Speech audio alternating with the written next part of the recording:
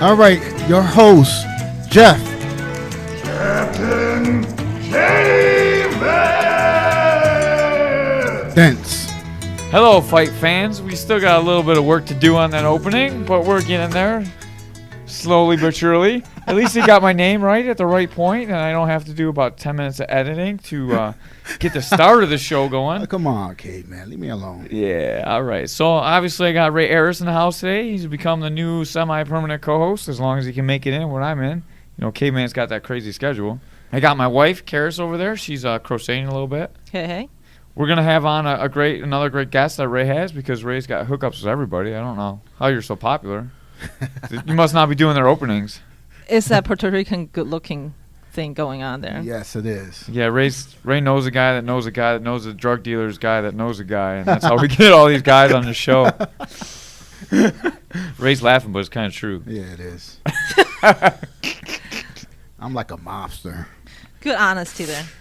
All right, so first of all, I want to go over some local MMA news. We had another brand new show start yesterday, Ground Force Fights. They had their first show. It went off without a hitch with the new... I got a question for you. Yes, sir. Did Mickey poop on his pants again? No, Mickey Gaskins did fight. We interviewed him on the podcast the other day, and he actually made it through an entire fight. Well, he didn't make it through an entire fight because it got stopped in the second round, but he made it through his whole fight without pooping his pants. All right, cool.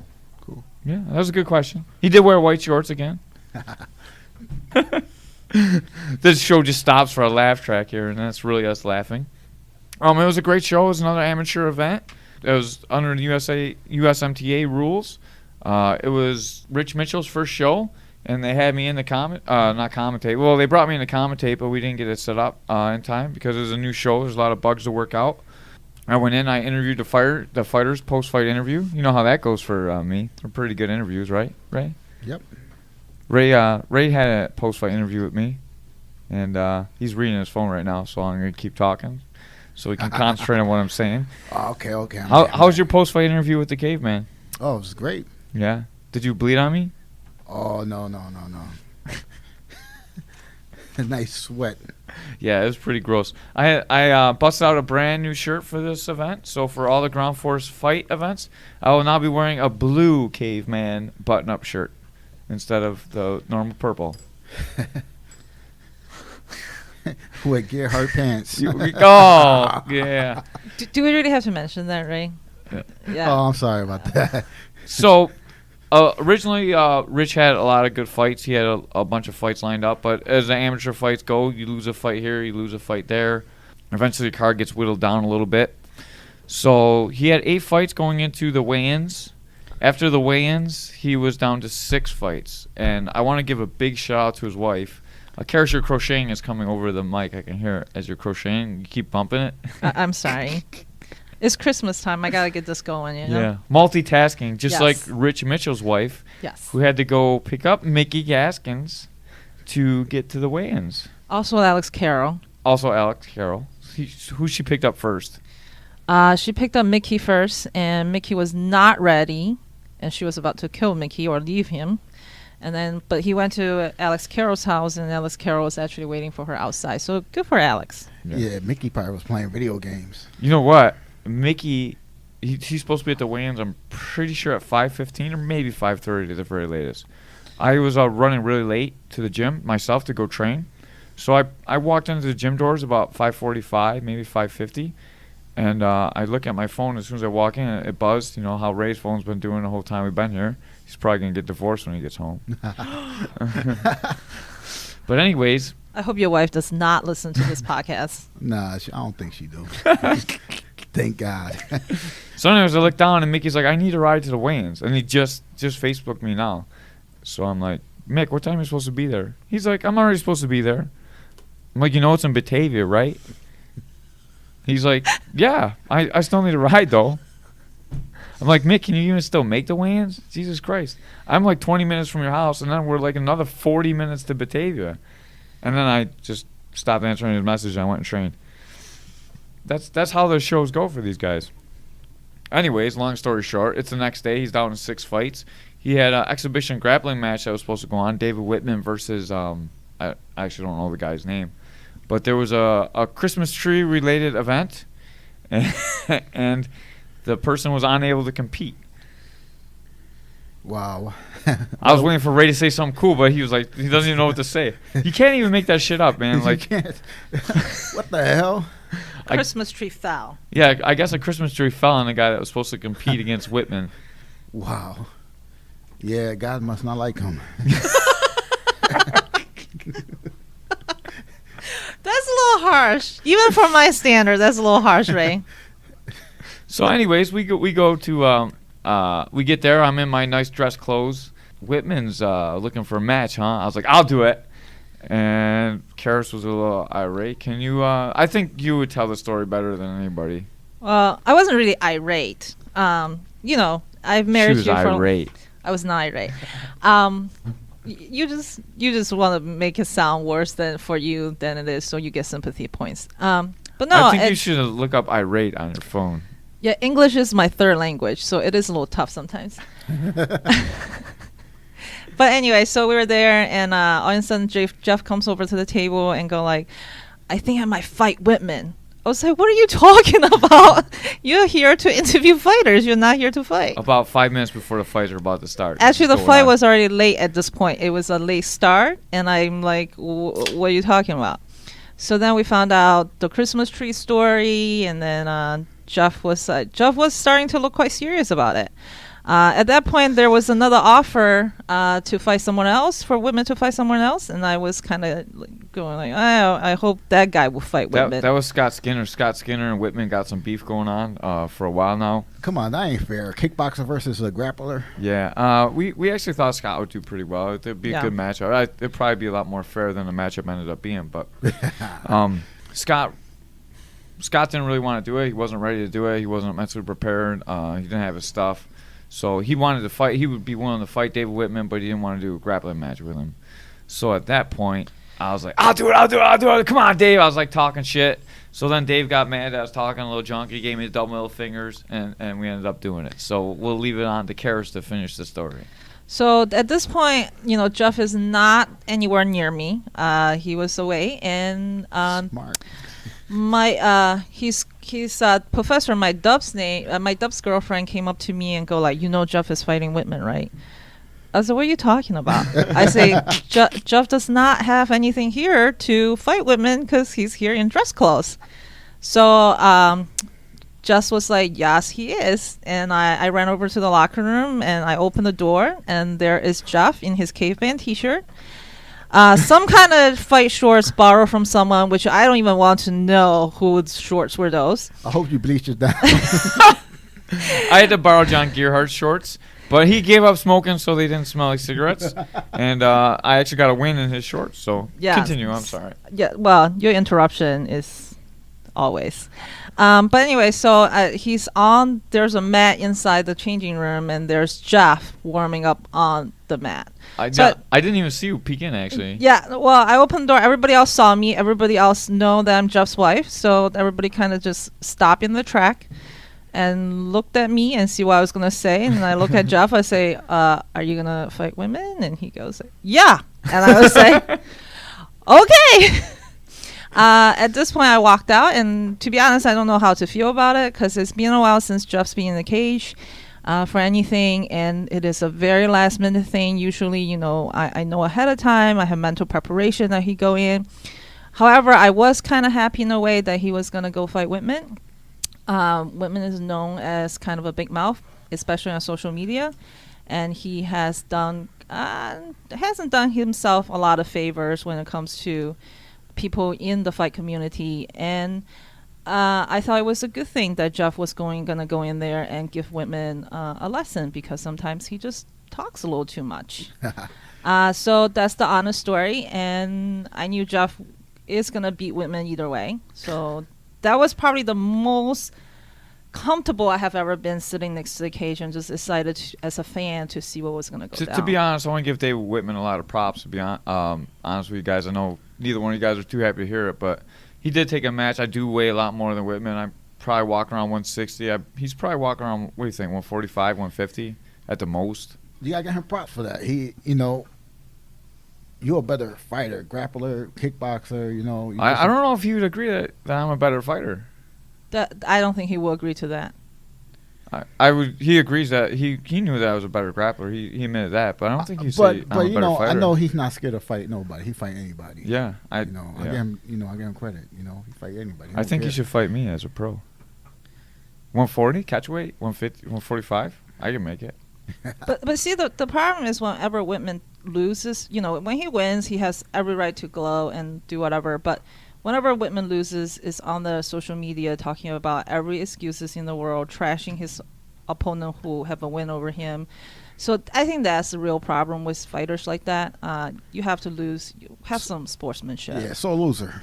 Yeah. Well, anyways, it was great to get in the cage. I got to do my run around. The venue was great, man.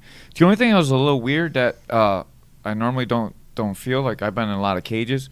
Normally the lights in the back are down, so you can't see the crowd. But I could see the whole crowd. And how many people do you think were there, Kara? I mean, I has to be like close to 500 people because there was people standing everywhere. Yeah, every seat was sold.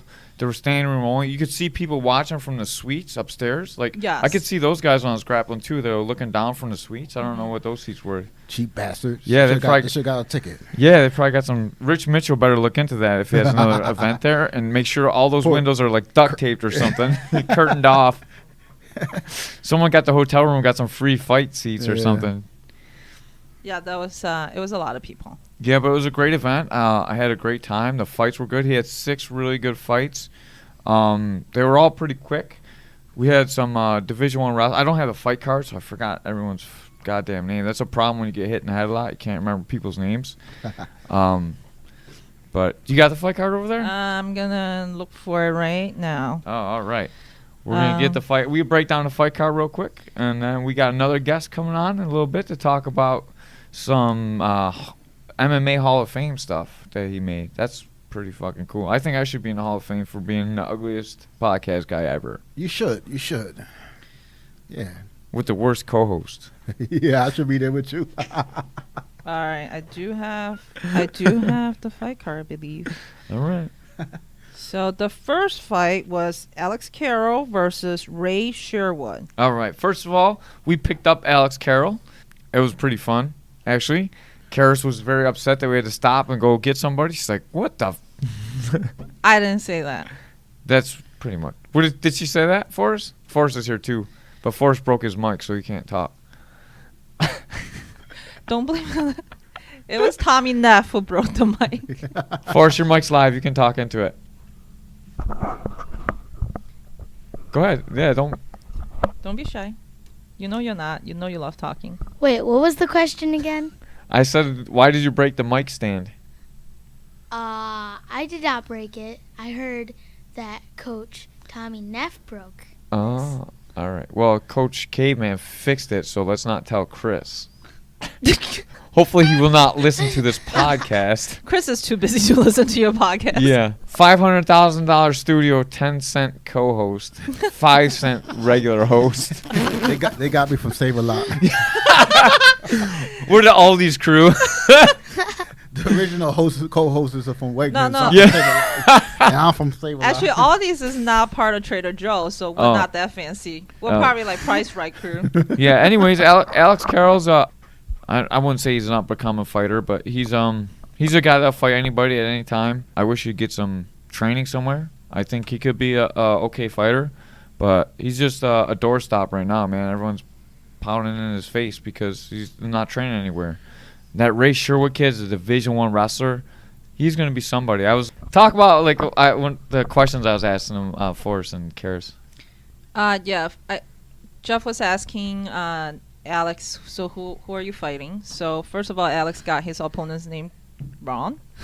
So Jeff was trying to help him look at the guy on the internet while I was driving, but Jeff couldn't find anything because it was the wrong name.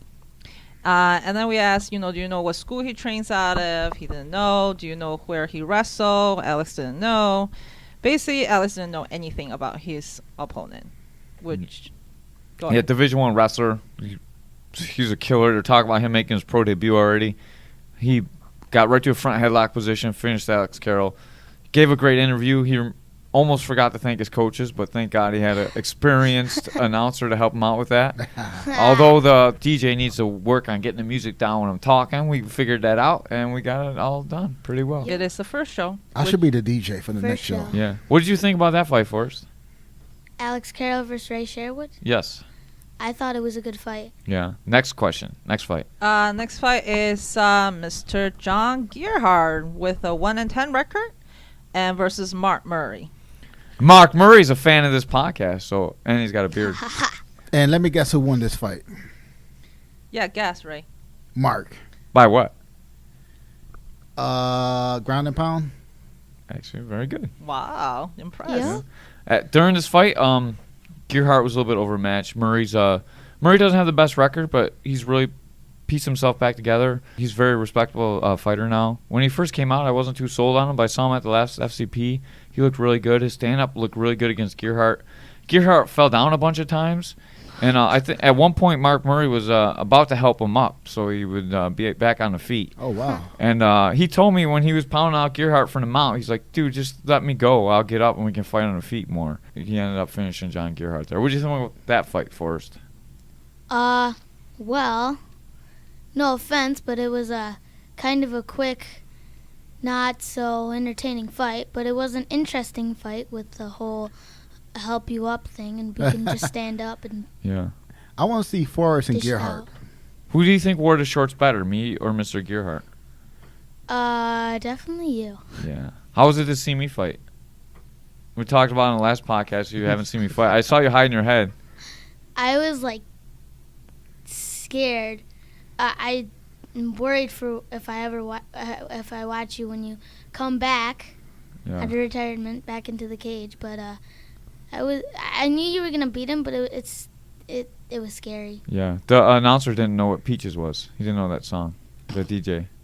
He's like, what the hell song are you talking about? I was like, Peaches by Presidents of the United States? They You won't sh- let me play this on the podcast. You should have came out to the karate song, the karate rap song. Oh, my God. Rich Mitchell, if I fight again, I'm coming out to that song for you guys if I do another grappling expo. But it's got to be against someone soft, so I can't lose if I come out to that. No, you cannot. Maybe I could fight, who's the lightest person at the gym? Matthew Flores. Yeah, Jr. I'm going to fight Matthew Flores Jr. I was going to say, In a grappling match. Coach Matt is no joke. No, not Coach, man. I don't want him. He's tough. Junior is a good kid, man. He gonna Ray. beat you by an armbar. Oh, Junior is pretty tough, he too. is pretty tough. All right, next Yup. fight. It is Sean Keogh and Yuri Pamphorov. Oh, that Yuri Oh. Pamphorov has a great check hook, man. That was probably fight of the night. And it was the first time I seen Umaplata finished in an amateur MMA fight. It was a nice submission, Ray. He did a regular Umaplata. Do you know what that is, Ray? Yes, I do. All right, just making sure. I think that was the first time I've seen an amateur's face bloody. Yeah, that guy that got Umaplata was pretty bloodied up, too. Yuri had a great check hook. Yuri's the guy from Ultimate MMA, correct? Yes. Yeah, Yuri. What weight class was this? This was a 195 catchweight fight. Yeah, this is your weight class, man. This was our first fight. That was an amateur rules fight. There's no ground and pound and no head kicks. But they were coming out and they were throwing fierce bombs, yeah.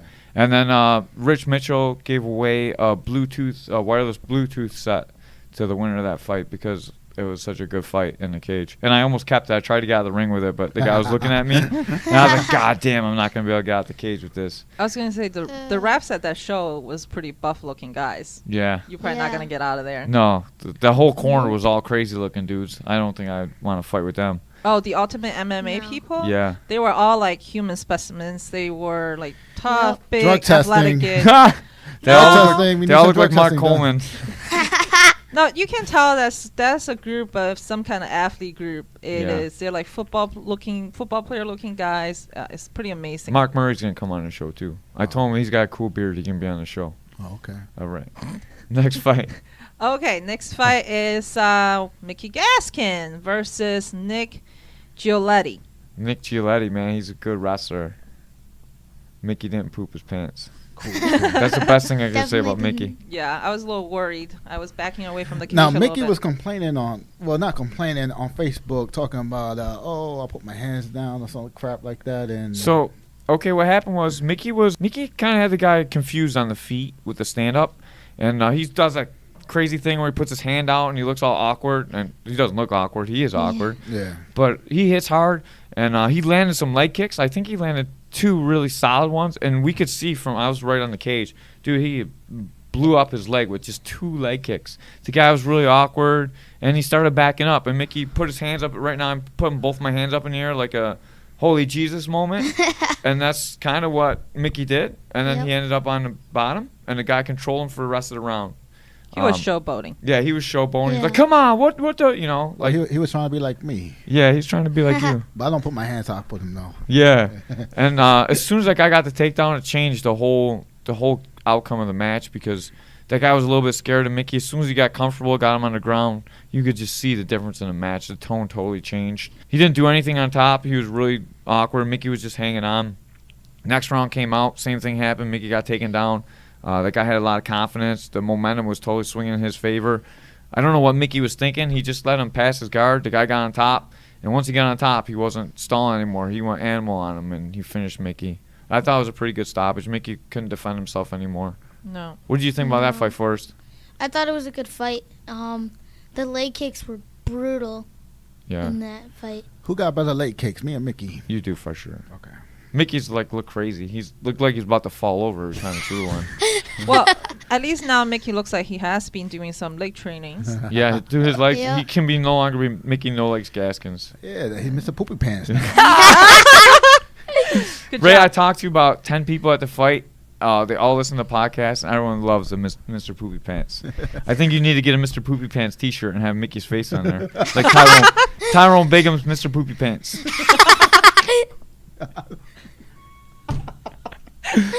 Forrest, were you disappointed you didn't see any poops in his pants?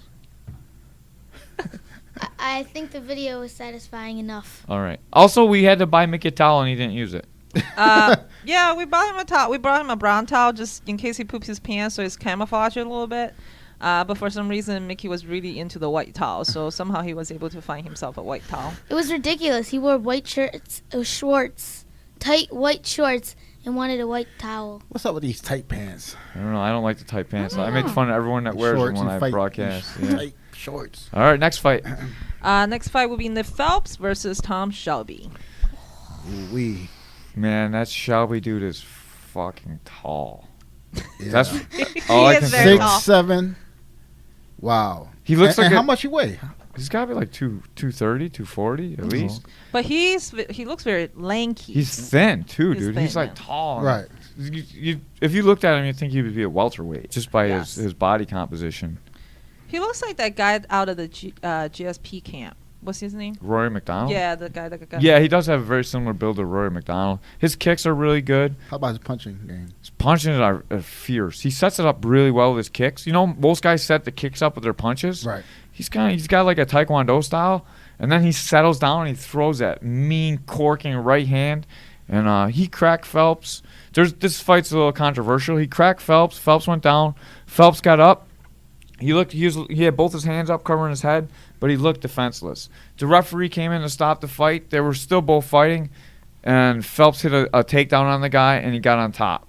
But the ref pulled him off, and they stopped the fight. I seen the video, and I thought that they could have kept on fighting. I mean, I know he got rocked, but then he, it seemed like once he got on top of the guy, the ref just came and broke it up. I talked to both these guys. Shelby thinks he won the fight, no doubt about it. And Phelps obviously thinks he lost the fight, or the fight should have still went on. Right. I kind of agree with Shelby on this a little bit. On that takedown, he did stop hitting him. I could see what was going on, that he stopped hitting him. I think Phelps still gets a takedown there. But my 2 cents on this whole thing is it's pre-amateur fight. These guys have the shin pads on. The referees don't know what's going on. The shin pads signify that they have less than 2 fights. There's no ground and pound. There's no head kicks.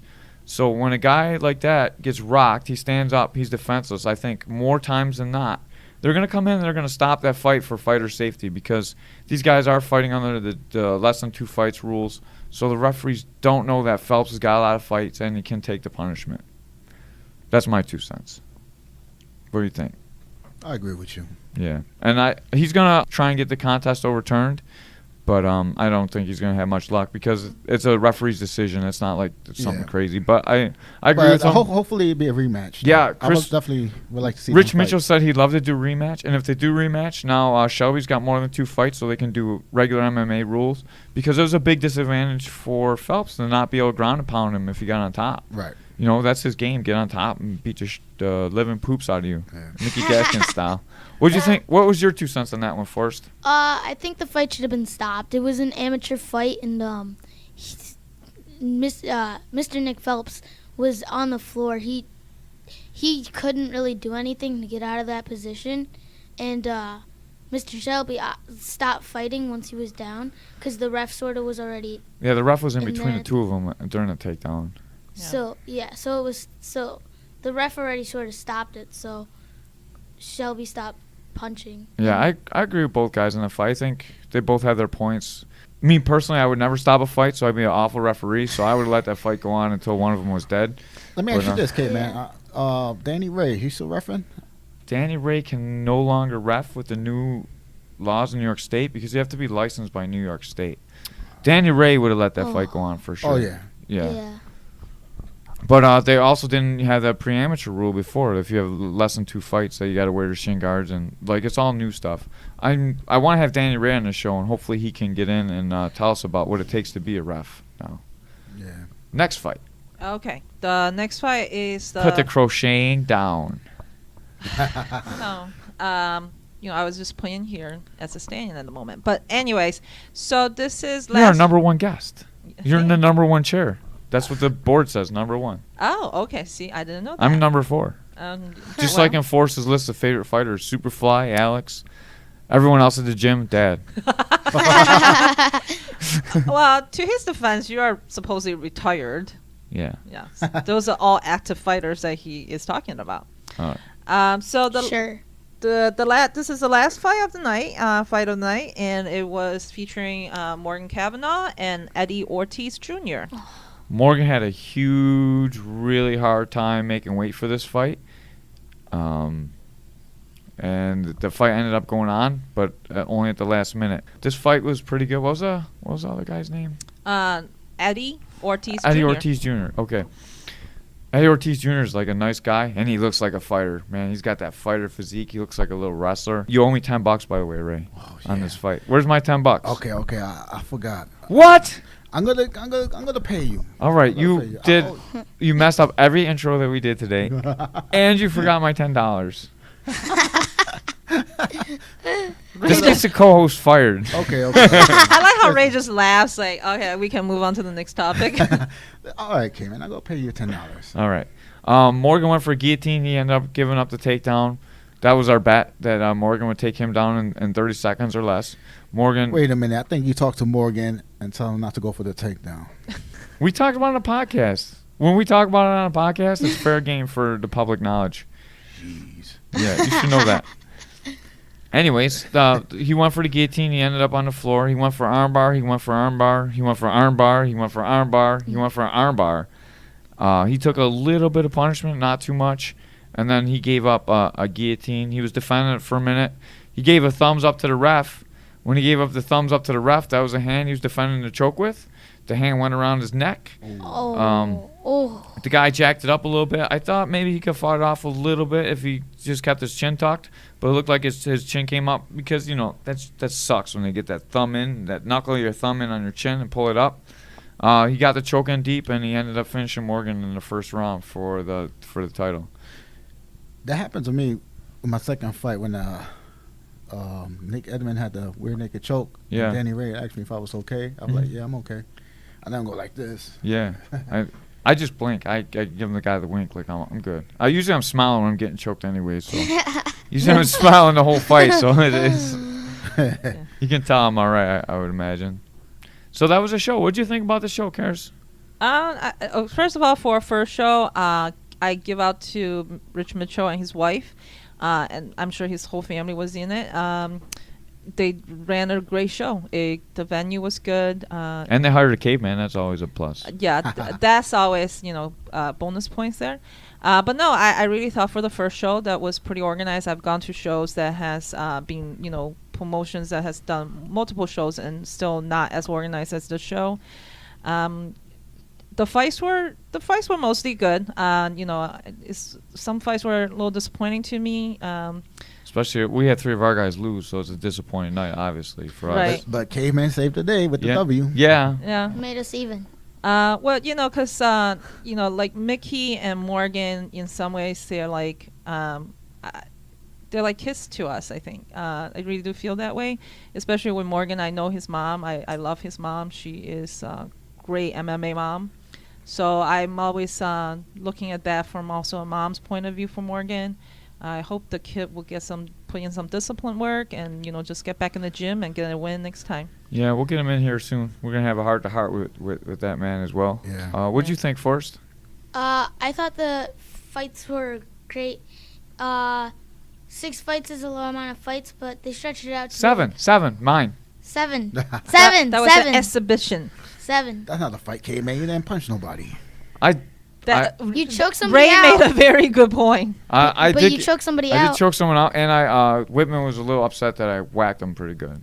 that was a loud one. And you got your hand raised. Yeah. But Women was running Still away the fight. whole Oh, you were time. smacking them? No, I did the wrestler the tie up, but it was just really hard. It was like, It was like this.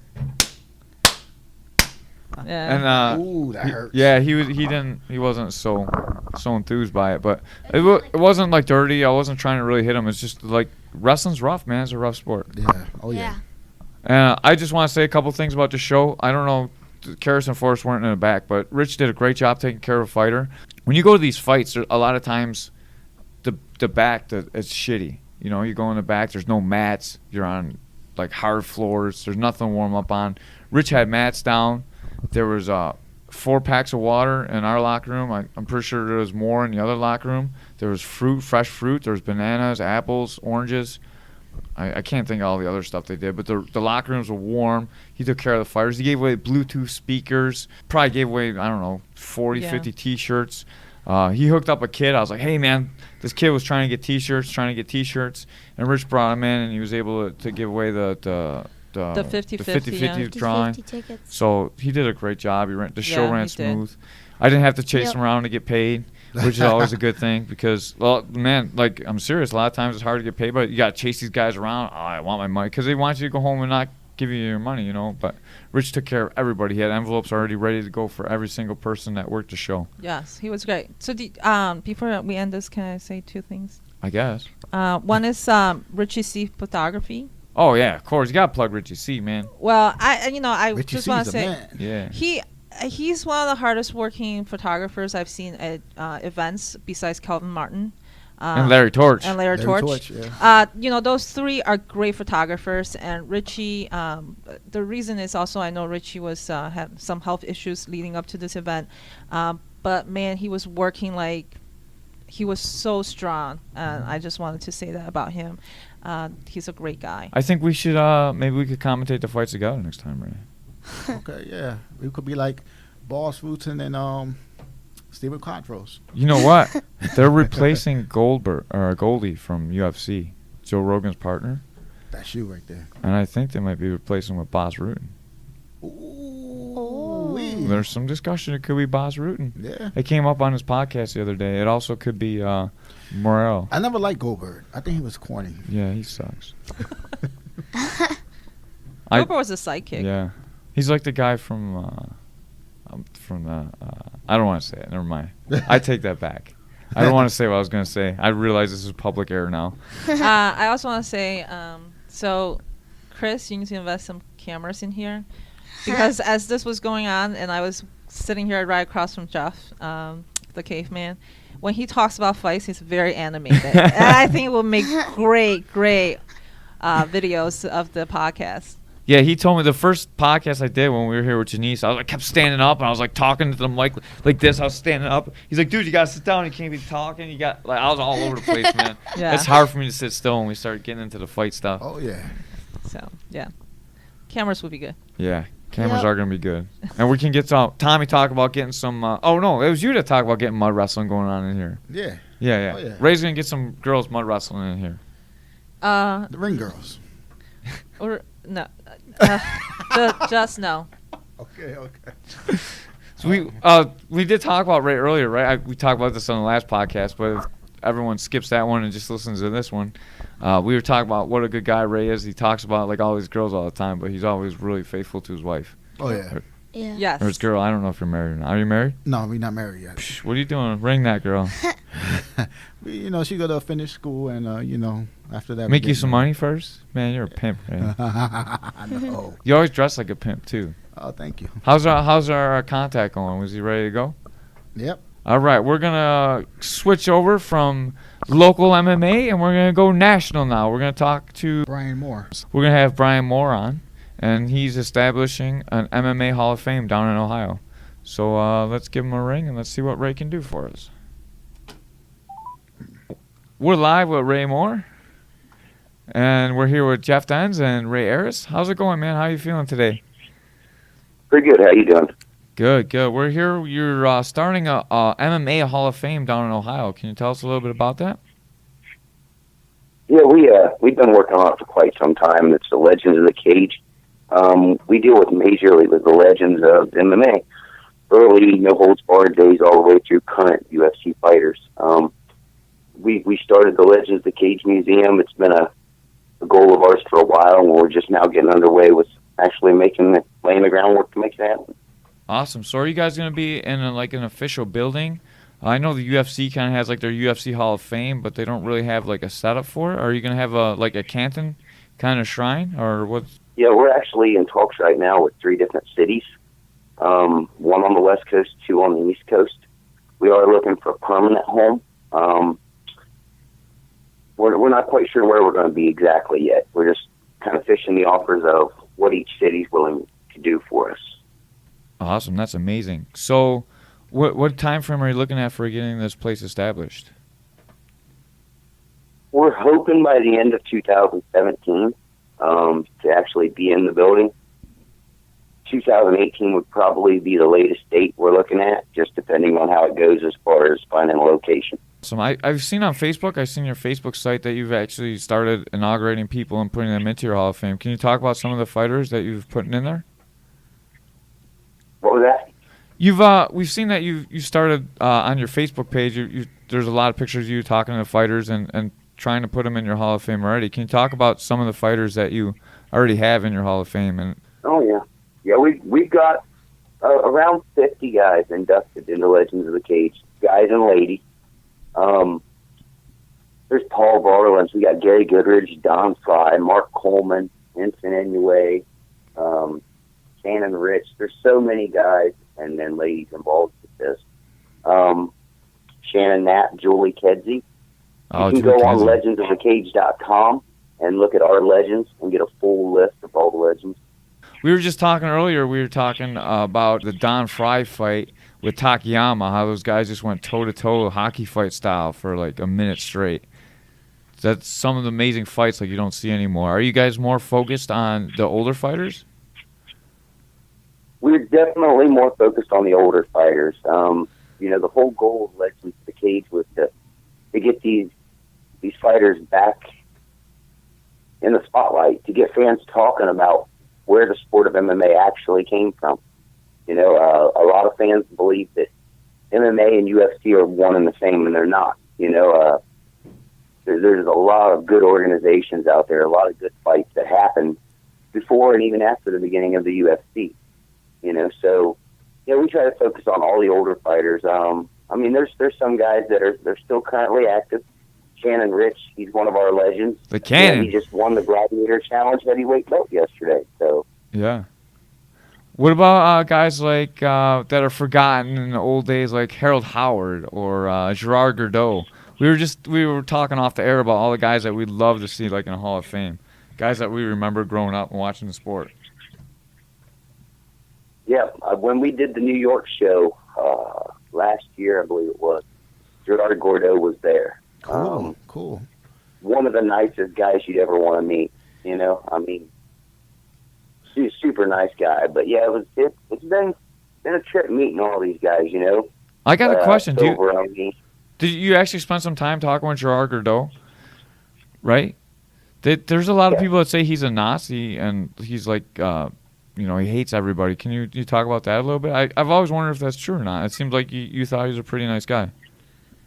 Oh, Gerard was super nice. I mean, the only thing I could think of the whole weekend I seen that people would be down on was him smoking cigarettes. You know what I mean? Like we'd go out and smoke together, and he'd laugh how he was one of the healthiest guys there. Yeah, for sure. But other than that, he was just super, super nice fella. Yeah, because a lot of these guys get a bad rap. I can't imagine. We deal with a lot of races and creeds and religions in the gym, and it's hard for me to believe that a guy that's that high level of a fighter could be racist in like that kind of way. Yep. Yeah, he's super nice fellas. What about Harold Howard? He was one of my favorites.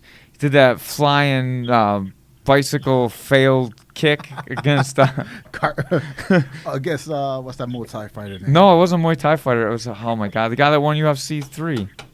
I can't think of his name right now. The cop. Oh yeah. Okay. I forgot his name. Yeah, he wore like cut off sweatpants. That's why I remember him. I used to fight in that too. What about, no, not Keith Hackney. I'll look it up right now. It's a ninjutsu guy. Yeah, the ninjutsu guy. Look it up. I'm looking it up. Man, this is the worst show ever. We're like online. We're looking shit up. We should have a guy to do this for us. Don't feel bad. I should know. Yeah. You're the Hall of Fame guy. You should know this. Steve Jenham.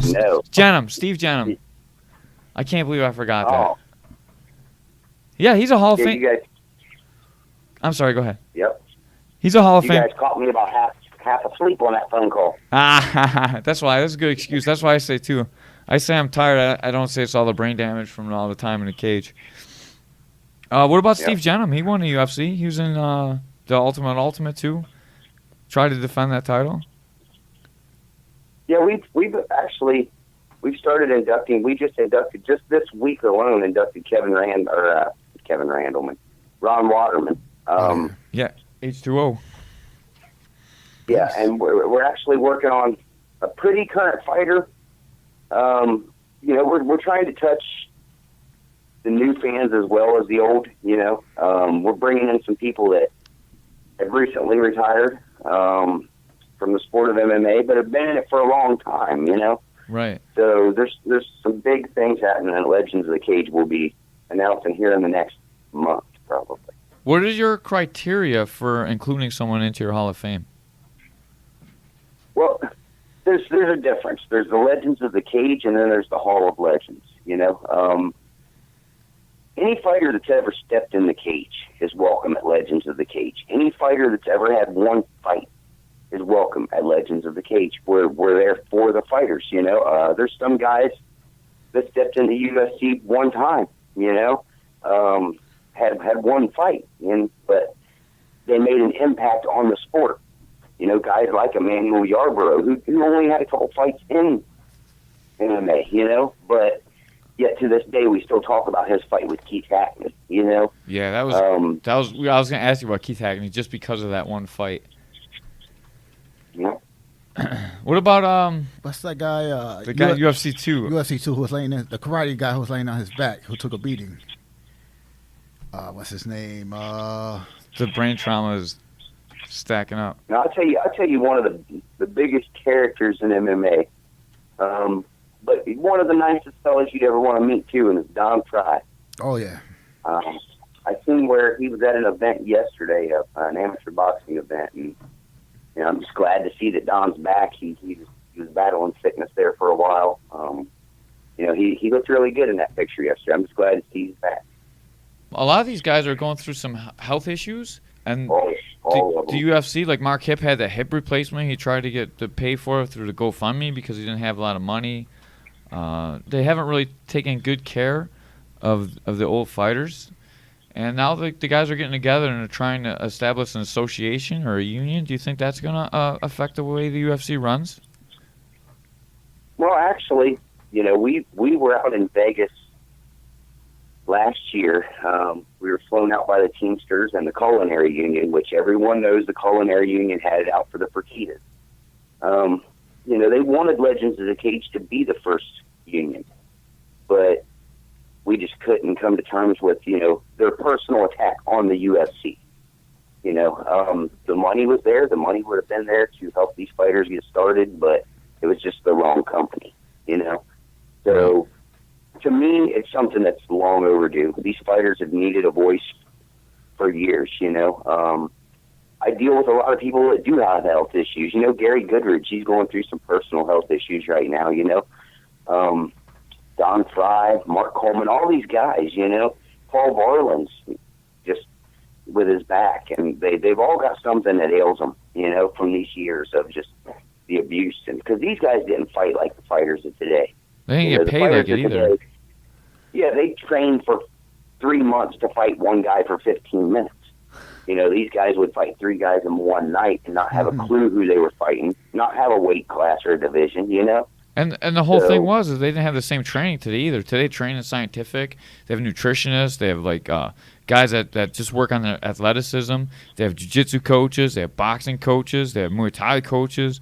They have a coach that mixes all together. Their MMA coach. Like back in the day, I that's thought what made the early UFC so interesting was it was all the different styles, and you would have a guy that specialized in wrestling and the guy that specialized in karate. Now, all the fighters are becoming the same, Do you think the inclusion of all the new rules, the ABC rules, like the gloves, no headbutts, all the increased striking rules, do you think that's taken away from the UFC, or do you think it's made it an entirely different sport? If you would have asked me this 2 years ago, I would have said it's taken away from the sport dramatically. But the more I see these guys and the more I deal with brain injuries, the more I deal with problems from concussions and issues that fighters are having, I feel like it's going in the right direction. There's things I would like to see change still. Elbows to a ground opponent is one of them. You don't like that? I love it. I'm a fight fan like everybody else, but just the science of when your brain is against the mat and somebody slams their elbow into your face, what it does to the brain is just, it puts me between a rock and a hard place because I see the effect of it, yet down deep I'm a huge MMA, huge fight fan. I love the old school, bloody wars. I'm a huge Diaz fan, so everybody knows I love a fight. You know what I mean? Yeah, I know exactly what you're saying. It's just one of those things where it's a good thing.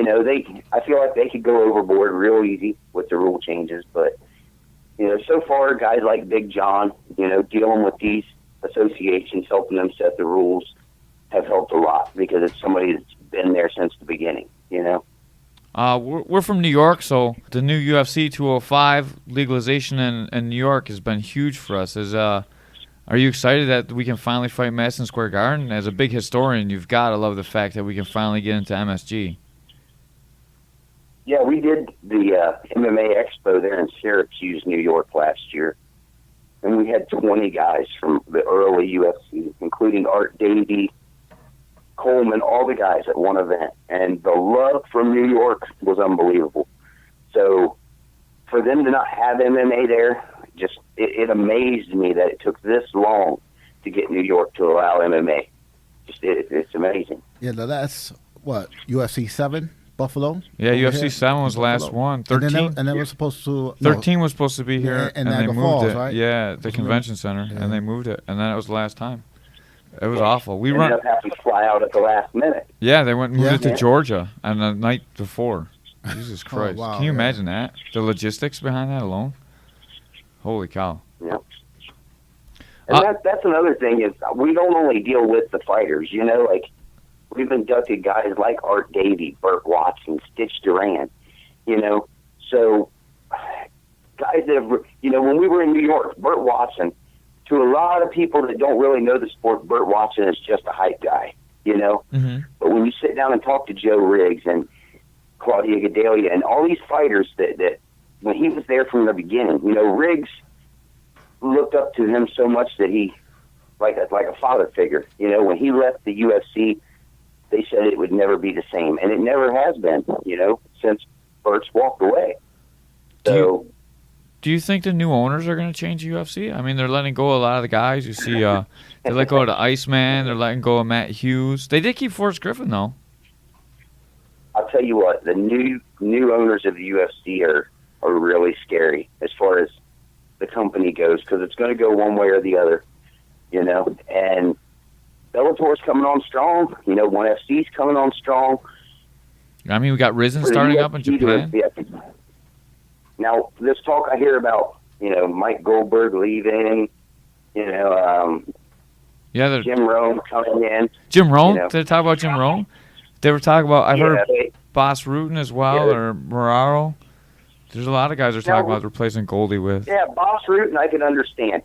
I mean, even like as much flack as I've taken for it, Misha Tate, you know? Yeah. Ronaldo too. They're talking about Ronaldo coming in there too. He's really good. I like him. I like him too. Yeah. He's in glory right now, right? Yeah. Yeah, Moraro's good. But you were hearing Jim Rome, huh? That's crazy if they replace him with Jim Rome. Yeah, they've been talking. I mean, I've heard Jim Rome. I've heard Mario Lopez, you know, but with all the fake news on Facebook and Twitter, and you never know what to believe, you know? What do you think about a guy like Fred Edish that he just came in, he fought one time in UFC, he was the karate guy that was laying around on his butt? Are we looking forward to just the winners, or are we celebrating like the whole evolution of MMA? Because he was like the first karate guy, and then he ended up coming back and he fought again, and he actually won. Oh, I didn't know that. Yeah. Yeah, we encompass all of MMA. Like I said, we got a lot of early Pride stuff, a lot of the early Vale Tudo. You know, we hook and shoot. You know, we want to focus on all the smaller organizations as well as the UFC and Bellator, and because without these smaller organizations and guys like Monty Cox who put on over 600 shows, you know, in baseball stadiums all across the country, there wouldn't be a UFC. There wouldn't be the MMA of today. With all UFC's grown so much, it almost seems like there's an oversaturation of the UFC now. Every week it's on TV. Do you think there can be too much UFC? As a fight fan, I say no. You know, I mean, I think you can't oversaturate something. You know, they did it with the WWE, you know, in the 90s. And to me, I feel like the UFC is following a lot of the WWE's footsteps as far as building the company, you know. So I do feel you can oversaturate the market, but yet again, I tune in every week. You know, I'm buying these pay-per-views.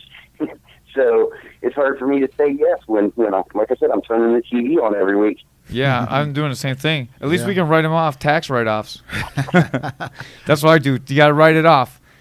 It's your business now if you open up the Hall of Fame. Yeah, I'm learning the history of the sport, right? Yeah, exactly. I just want to talk about Fred Edish for a minute. What do you? Go back to there. What do you think about him? Do you celebrate the guys that they learned from losing, or we're just celebrating the winners? I love the evolution of the sport. We have guys like, there's no guys like that anymore that come in and they're not prepared. It was just such a crazy time in the world of UFC. Like a CM Punk kind of? Yeah, like CM Punk kind of. Yeah. Actually, I guess that's still happening. Yeah, but at least he's got a name. Yeah. Like CM Punk. Yeah, that's and true. They're talking about another fight with him. If he wants to get beat up again, I guess that's all right. You know what, Caveman? I think you should fight him. I would fight. Yeah, the way he looked, I personally volunteer myself being a White. Yeah, he had no deal. He couldn't deal with a brown belt. Like he but just I want looked Conor lost. McGregor money.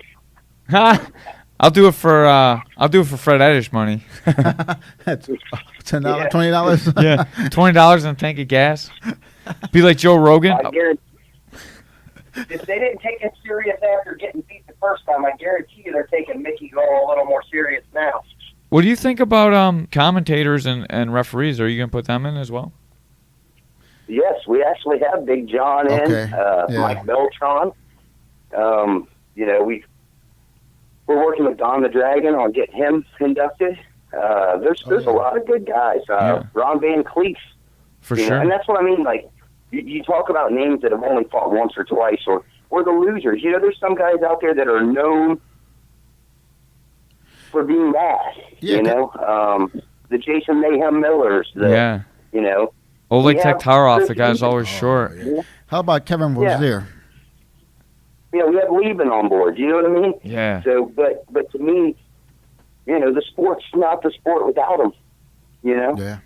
Yeah, I actually trained with Kevin Rozier in his basement. He kicked us out. We were training down on a concrete floor. We were working grappling. I mean, that was a crazy time back in the day. He's from Buffalo, too. That's all we got. We had Kevin Rozier and chicken wings. We just inducted Charlie Anzalone. Oh, yeah? The manager for Kevin Rozier at UFC 1, you know? So, we work with a lot of good guys. Art Davey has been a huge help to what we do. I feel like I can call him or Bert Watson when I need advice or, which is huge to me, Guys like Guy Metzger and, if it wasn't for these great minds of the sport, what I do would be so much harder. Who's the nicest guy that you've worked with that the fans wouldn't think is a nice guy?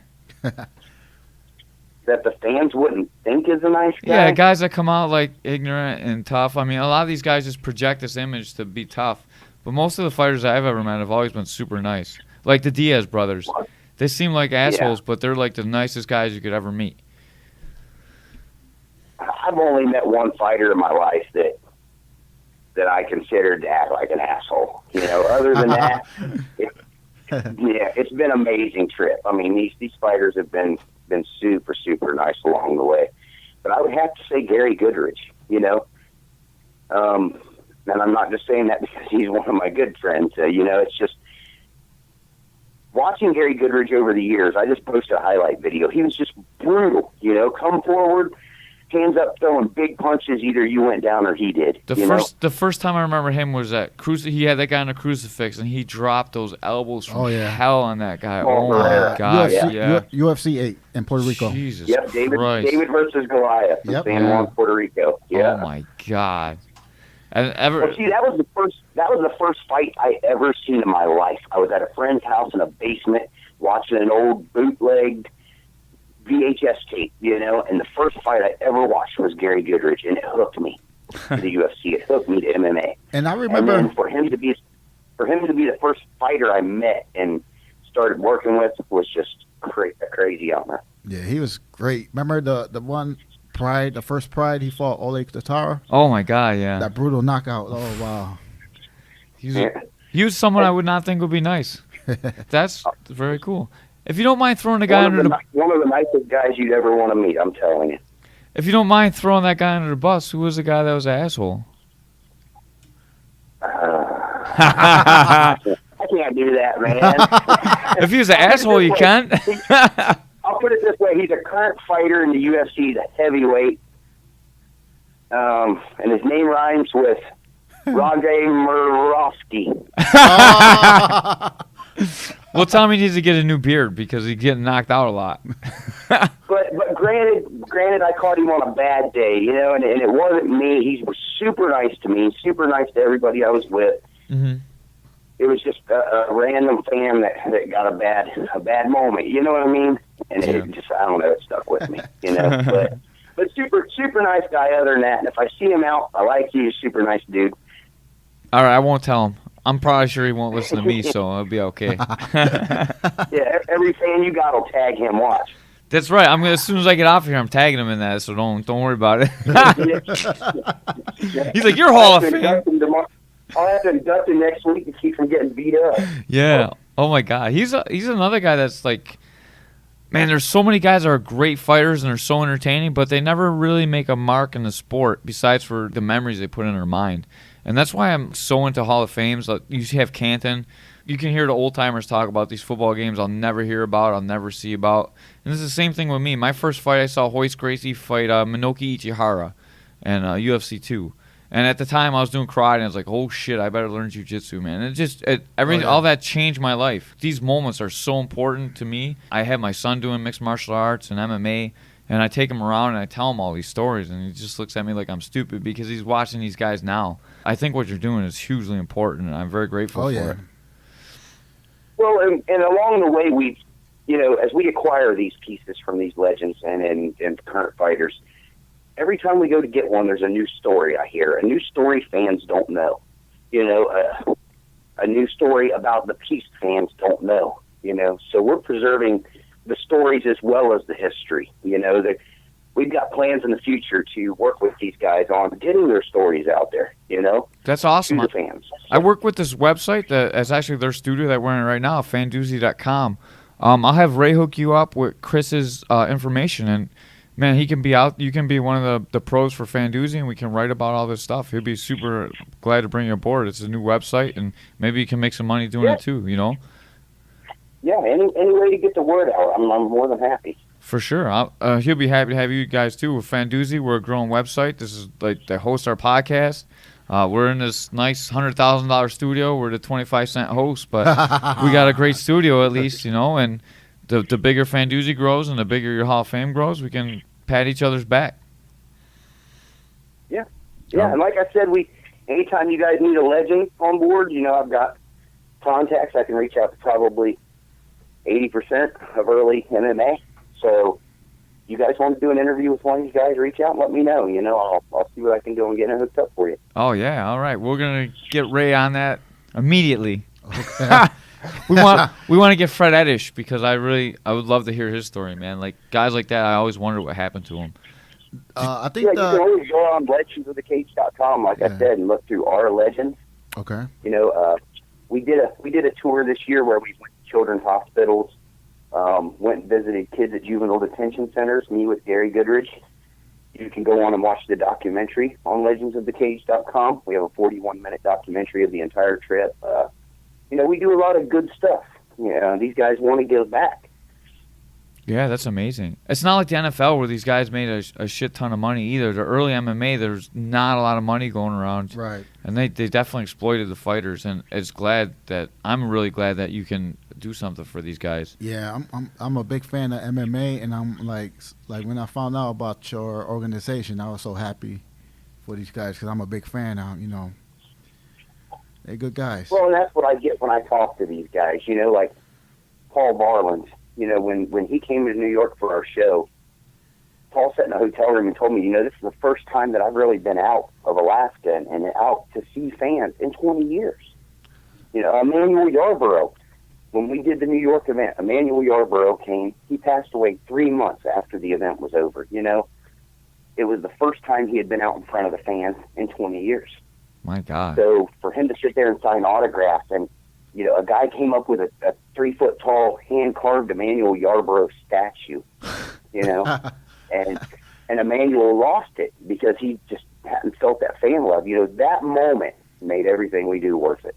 I know a lot of these guys, they don't realize like the impact they have on people's lives. You'll see someone on TV and you'll emulate them. They'll never know you love them that much, or you worship them, or you're patterning your life after them, or your fight career. It's amazing when they finally hear these stories, like how much it affects them. We work with just some guys that are just local celebrities, and you see like when you see a kid tell them like, man, I want to be like you, it really motivates them. It's really good to see. Oh yeah, I mean, when I was a kid watching the old UFC, Marco Ruas was my hero.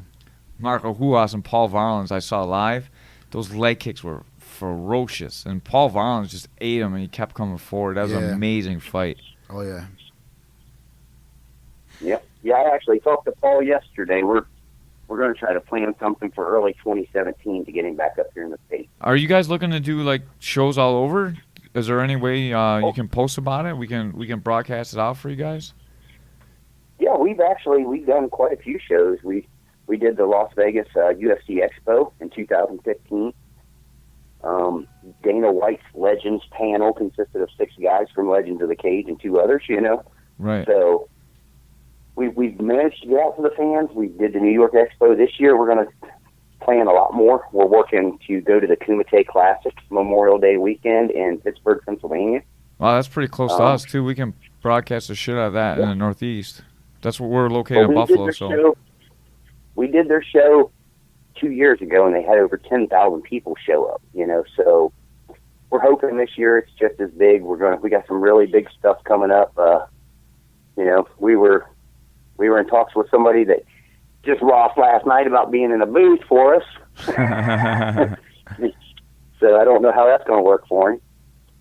Yeah, win or lose, you should still show up. No big deal. Yeah, that's what I said. You know what I mean? Like, It's not like you didn't come to fight. You Exactly. know? But some of these guys take losing harder than others. You know, I mean, look at Ronda. I'm still wondering what kind of mentality Ronda's going to bring to the Amanda Nunes fight. I don't know. She's either going to be a killer or she's going to be a mess. I don't see. There's no middle ground with her.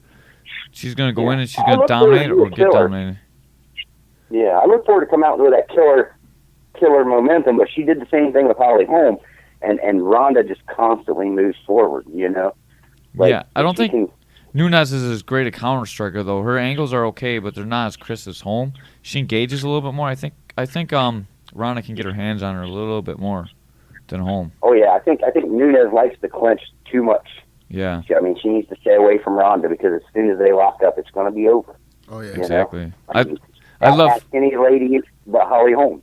Yeah, you know? I know. And it's just a stylistic matchups in the women's division still. They're just still a little bit behind the men, but the top-level girls are so good. God. Oh, yeah, like that fight last night with Leslie Smith. If you go on my Facebook and my Twitter, you can see the minute that fight happened, I called fight of the night. You know, I mean, these girls come to bang. They don't, you know. I remember when Dana White's comment was women would never be in the UFC, and now I can't see the UFC without them. What do you think about Dana White? Has he been good for the sport or not good for the sport? That's another good trick question you got me with there. That's what I do. I ask the tough ones. I ask the easy questions. You got to give credit where credit's due. Dana White is the best promoter in the sport for making money. You know? Do I feel like he could care more about the fighters? Yes. You know, but Dana White, again, is just the mouthpiece of a bigger company. You know, a lot of the way fighters have been treated over the last 20 years, people like to blame Dana White when in reality he worked for the Fertittas, you know. So the way this new company does, you know, I'm seeing things that are changing. I'm seeing, you know, concussion protocols before fights, just things that never happened before that, you know, I'm hoping they go in a positive direction with it, with this new WME management group. It's so tough, man, because UFC is such a big organization.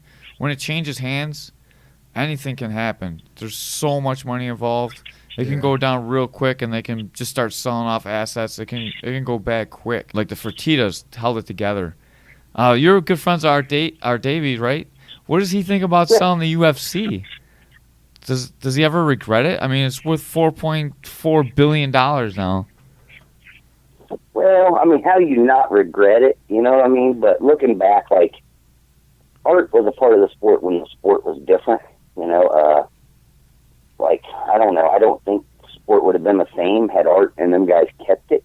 You know, it wouldn't have been as commercialized. It would have been more true to grit. I don't know if it would have ever went as mainstream as it has. Do you think they would have had the lobby? The Fertittas had the money to lobby to get UFC re-regulated in a lot of states. Do you think Art Davies would have been able to do that? Pull together the money to do that? I think that's where the problem lied, was the money and making it mainstream, you know? Now, Art Davies and Bob Marowitz, these guys were geniuses. They seen the future of this, you know? But at the time when they started it, they went through a lot of beef. You know, they had John McCain attacking them, and, you know, senators just coming after them left and right, trying to push them out of the United States completely, you know, to where they were setting up fights in San Juan, Puerto Rico. So they were dealing with a whole different ball game then, you know. So for them to get out when they did, yeah, I mean, I'm sure they were happy to sell and make the money they did, but now looking back on it, I'm sure you got to have regrets, man. I mean, on things you see you would have done different with the sport, you know? Yeah. I agree 100%. What do you think about USADA? I don't know. I think they're going way above and beyond what they need to do as an organization. I think there's way too many things on the banned list. You know, marijuana as a performance-enhancing drug, I don't understand it, you know. We did protest the Nick Diaz hearing. That's another thing the Teamsters did. I called them up when they were having the hearing for Nick, and I said, look, he needs somebody there to be a voice. So they flew me to Vegas. We ended up having 125 people actually crash the hearing come in and do a sit-in during Nick's hearing. Big John McCarthy happened to be there, which was great, bumping into him. But I think Usada's really went above and beyond what they need to do to control muscle, performance-enhancing drugs in this sport. Steroids is one thing, but when you start getting into lotions for your feet, and the Acti Cream, crazy what guys are failing for now. Right. John Jones for the boner pill. Yeah. Well, John kind of dug his own hole with the cocaine thing, though. Even the cocaine thing, it's like, it didn't become a true problem for John Jones until he hit the pregnant girl and ran away. You know what I mean? Like, Bones could have come back 100% like he did the first time this happened. But that gave him a hurdle to jump that I don't think he's quite cleared yet with a lot of fans, Yeah. But, I was the biggest John Bones Jones fan in the world, hands down. I have a dog named John Bones Jones, But after this, I'm pulling back. I'm waiting to see what he does. He's one of the best to ever fight in the sport. Now, will he come back and be that person? I don't know. What do you think about guys sticking around and fighting for too long? It seems to be a very common problem. Like Ken Shamrock, right? Like Ken Shamrock. Right. These guys are born fighters. They don't. It's weird. Like when I deal with guys like Gary Goodrich, okay? Gary's been through wars. Gary's been diagnosed, with dementia from fighting, But if he could get in the cage tomorrow and fight Vanderlei, no questions. No questions. So I can see where these guys come from, but there's a point where promoters have to be responsible, looking back on Gary Goodrich, like I said, he's one of my best friends now, one of the nicest people you'd ever want to meet. Should he have stopped before K1? Yes. And it was people that were surrounding him, people that were helping him with his career at the time that should have stepped up and said, look, Gary, but I don't think he would have it any other way. Even with the health problems today, I don't think he would take back one of those knockouts. When we watch his fights with fans at these events, Gary doesn't just want to watch the wins. He wants to watch the losses. He wants to talk about the losses. He wants to instill in kids that it's okay to lose, but you got to come back better, So that's some great knowledge right there. I feel like there's a lot of guys out there that should just quit, for their own personal safety reasons, I've always thought they should have like an older league, like A Masters. yeah, like a Masters division. If you're over 40 or you got so many fights, maybe you could just fight likewise guys. I think the real problem is you get mismatched against the up-and-comers, and that's how these guys finish out their careers. Legends of the Cage didn't buy the trademark for a fight organization for no reason. You gonna do that, huh? Yes. You know what I mean? Like we didn't buy the trademark for no reason to become a fight organization. So, Right. but then again, I get into the same issue where I'm the guy rooting for these guys to cut their losses while they're ahead. Before these issues happen. So it's a rough fence to ride, I'll tell you. Do you think these guys, they can still sell tickets? They still come in high demand of money, but they don't have the fighting skill. Is it hard to put an organization together like that? Because all these guys are wanting to get paid a decent amount. They have a big name. So it's going to be expensive to put on a show. You're going to have to get the pay-per-view, and then you're going to be competing against the UFC. Is that something that's feasible financially? No. I'm going to be honest. Nobody can compete with the UFC at this point, Bellator's got Viacom money, and cannot keep up with the growth and the rate of the UFC in this country.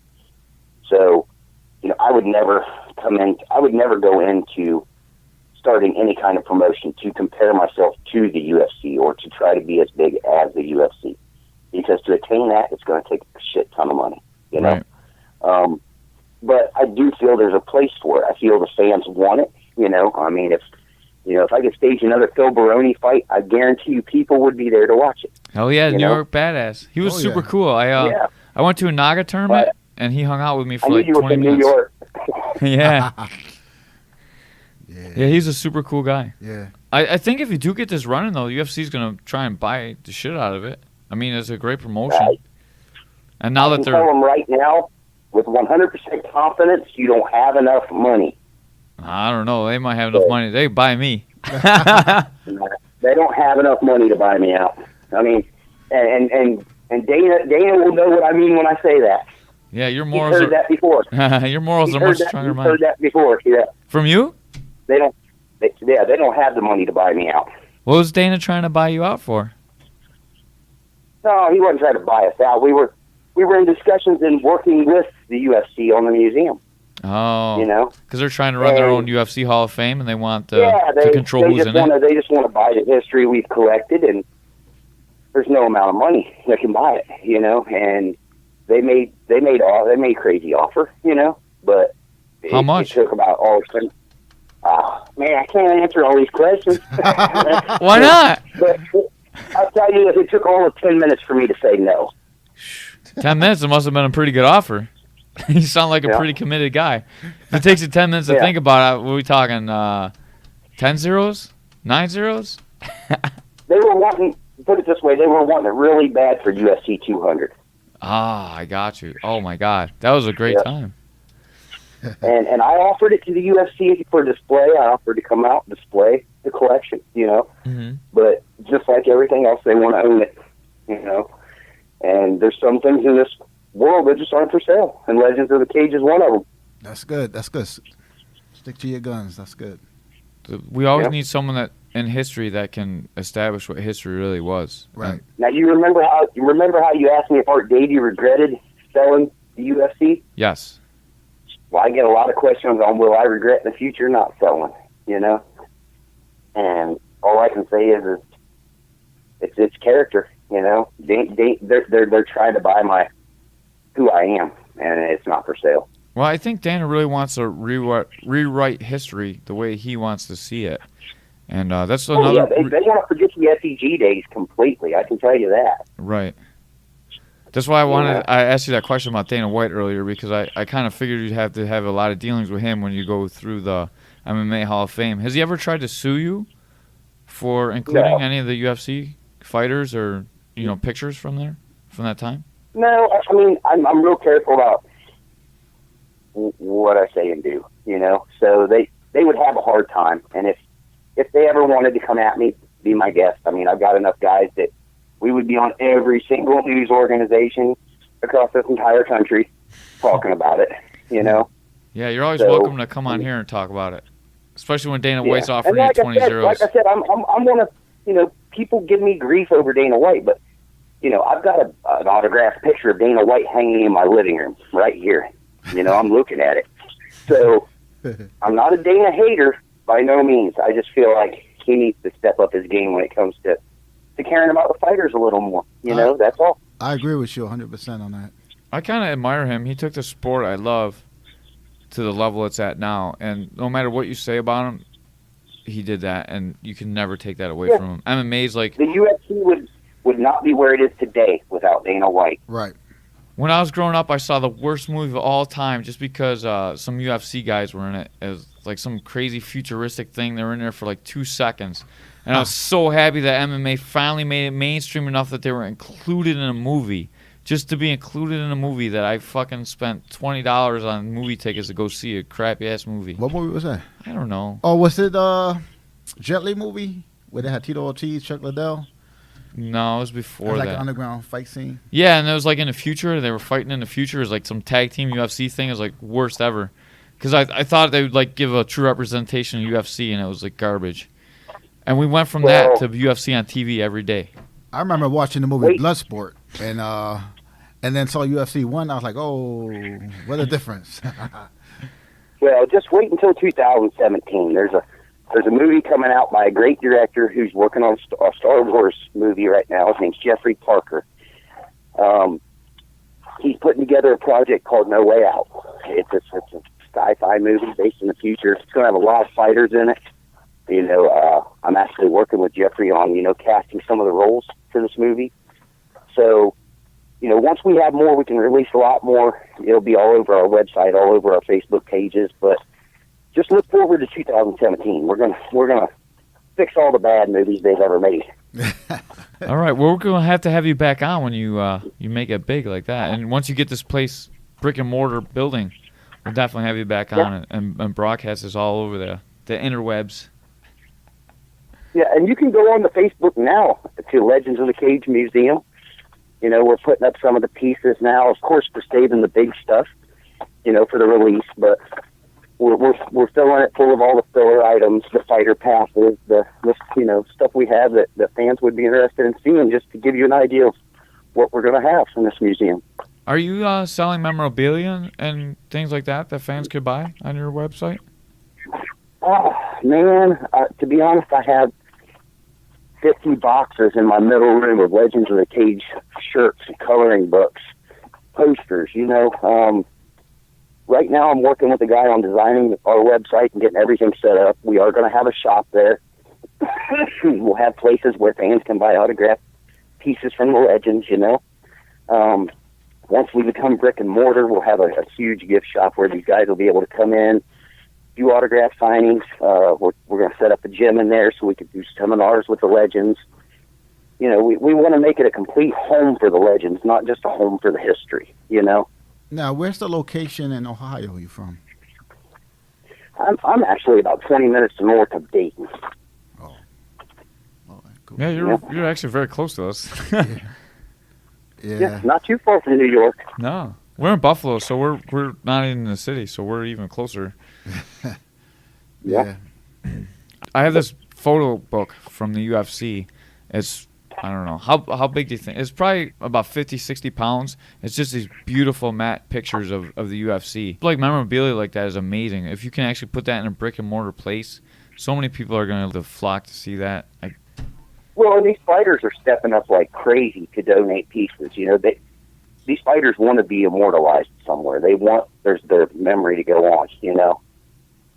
And we've had a lot of fans step up.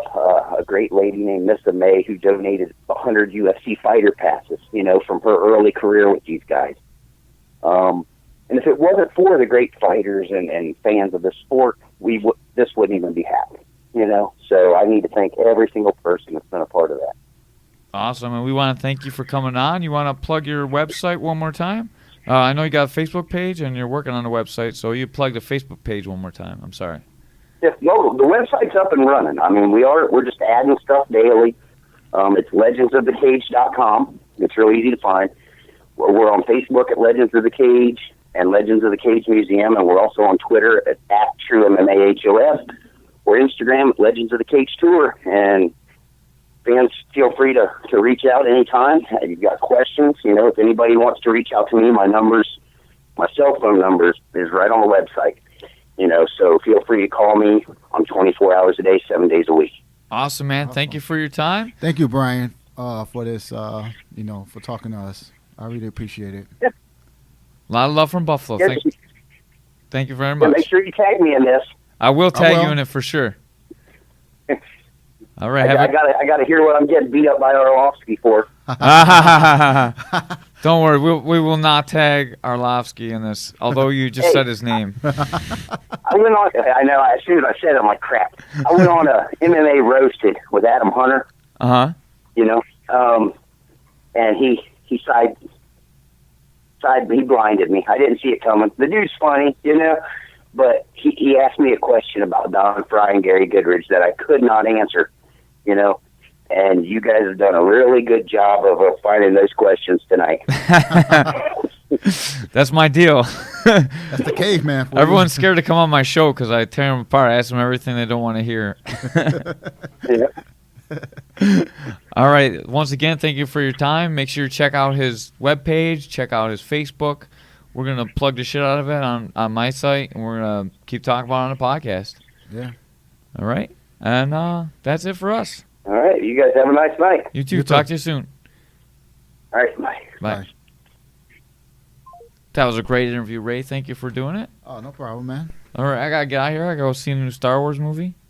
Look at my friends and family. They're about to kill me if we don't leave right now. So my wife would go kill me, too. Yeah. She is. Oh, yeah. I'm going to get Dana White in here, and I'm going to ask him a bunch of questions.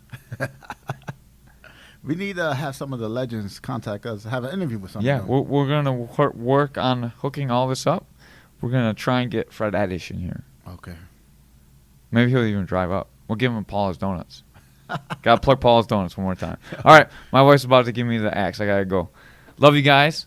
We're out from Caveman's Corner. Ray, can you take us out? Yes. We out of here. Play the Mexican music. I can't find it. I'm editing the part where I messed up. I can't play hip hop music. All right, we're out.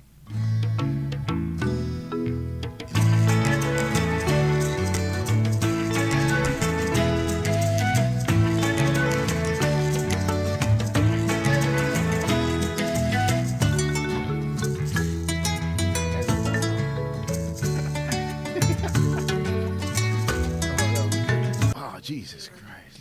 I made him old.